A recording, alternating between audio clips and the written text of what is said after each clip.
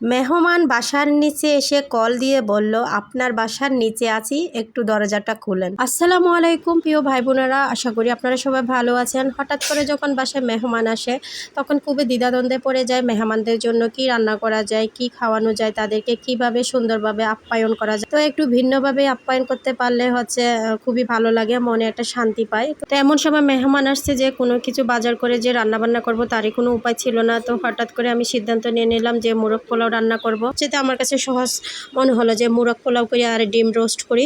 তো সেরকম আমি প্রিপারেশন নিয়ে নিলাম। প্রথমে মুরগিগুলা কেটে কুটে পরিষ্কার করে নিলাম। তো প্রথমে ভেবেছিলাম আমি গরুর মাংস রোস্ট এবং ডিম ভুনা করব, কিন্তু মেহমান গরুর মাংস খায় না, সেজন্য আর গরুর মাংসটা রান্না করলাম না। মোরগ পোলাও রান্না করার জন্য প্রথমে আমি মুরগির মাংসটা রেডি করে নেব। সেজন্য আমি মাংসের মধ্যে একটু ফুড কালার এবং লবণ দিয়ে মাংসটা একটু ম্যারিনেট করে রেখেছিলাম। অন্যদিকে আমি 1 কেজি পোলাও চাল পানিতে ভিজিয়ে রেখেছি, আর ডিমগুলো একটু ছিলে নেব। আর এখন মুরগির মাংসগুলো একটু ডিপ ফ্রাই করে নেব।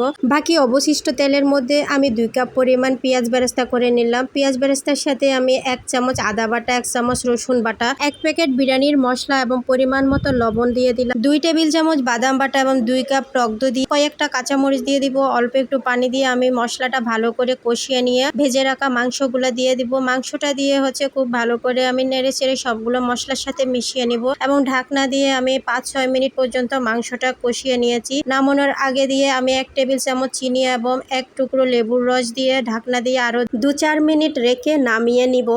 এখন আমি ডিমগুলো রোস্ট করার জন্য একটু হালকা ভেজে নিব। অল্প একটু লবণ দিয়ে এবং ফুড কালার দিয়ে ডিমগুলো একটু মাখিয়ে নিচ্ছি। সসপ্যানে তেল দিয়ে ডিমগুলো একটু ফ্রাই করে তুলে নিব। অন্যদিকে আমি যে চালগুলো ভিজিয়ে রেখেছিলাম সেগুলো একটু পানি ঝরিয়ে নিয়ে সসপ্যানে পরিমাণ মতো তেল এবং ঘি দিয়ে তেজপাতা, দারচিনি, এলাচ সবকিছু দিয়ে চালটা একটু ভেজে নিয়ে তারপরে আমি 70% মতন চালটা সিদ্ধ করে নিব।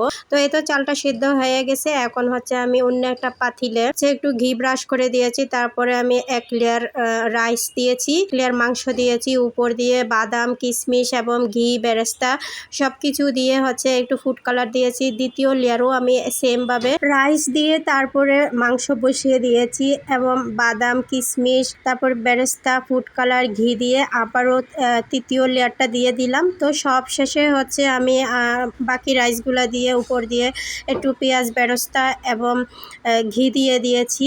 তারপর ফুড কালার দিয়ে ঢাকনা দিয়ে আমি 15-20 মিনিটের মতন রেখে দিয়েছিলাম চুলায়। অন্যদিকে আমি ডিমটাও রোস্ট করে নিয়েছি। খুবই সাধারণভাবে আমি ডিমটা রোস্ট করেছি। এখন আমার মোরগ পোলাওটা রান্না হয়ে গেছে। তো এখন নামিয়ে নিয়েছি। সবাইকে আমি অল্প অল্প করে বেড়ে দিচ্ছিলাম। তো আমরা যখনই মেহমান আসে সবাই মিলে একসাথে পাটি বিছিয়ে নিচে বসে খাই, কারণ টেবিলে স্বাচ্ছন্দ্য বোধ করি না। তো এই তো এখন আমরা সবাই খাওয়া দাওয়া করতেছি। দেখতে যেমন লোভনীয়, খেতেও ভীষণ মজাদার। আমাদের বাসায় ছোট বড় সবারই খুব প্রিয় এবং পছন্দনীয় খাবার এই মোরগ পোলাও। গরুর মাংসের বিরিয়ানি রান্না করলে যতটা না পছন্দ করে খুশি হয় আমার বাচ্চারা, তার সাথে বেশি খুশি হয় এই মোরগ পোলাওটা রান্না করলে। তা আমি এখন মেহমানকে একটু দিয়ে দিচ্ছিলাম। তো এই তো মেহমানের প্লেটটা রেডি করে নিয়েছি। সাথে একটু শসা, লেবু, পেঁয়াজ দিয়ে খেলে দারুণ মজা লাগে। তো এই আমার আজকের ব্লগটা। আশা করব ভালো লেগেছে। সবাই ভালো থাকবেন।